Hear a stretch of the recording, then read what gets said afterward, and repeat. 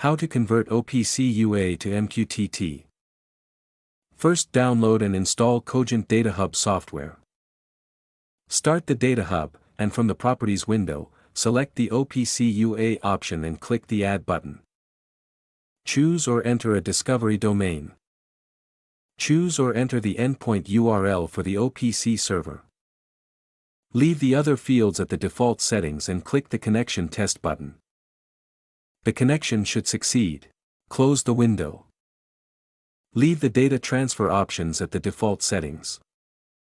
Manually select the nodes you want to connect to. Or choose Load all nodes on server.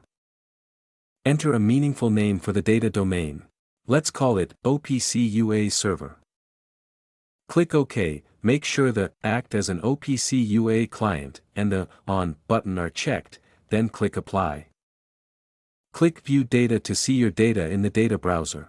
You are now connected to the OPC UA server. Now we will connect the DataHub MQTT Client to the MQTT broker. In the DataHub Properties window, select the MQTT Client feature. Check the Enable MQTT Client Connections option to act as an MQTT client to the broker. Then click the Add button to configure an MQTT client connection. In the Connect to MQTT Broker configuration window, we will configure standard MQTT. For Azure IoT Hub, Google IoT, AWS IoT Core, or Sparkplug connections, please see the documentation. Create a label for this connection.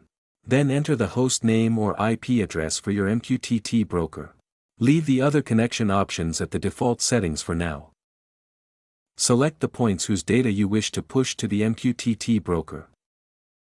You can add a prefix segment to every topic to help identify this connection on the MQTT broker. Leave all the other options at the default settings, and click OK.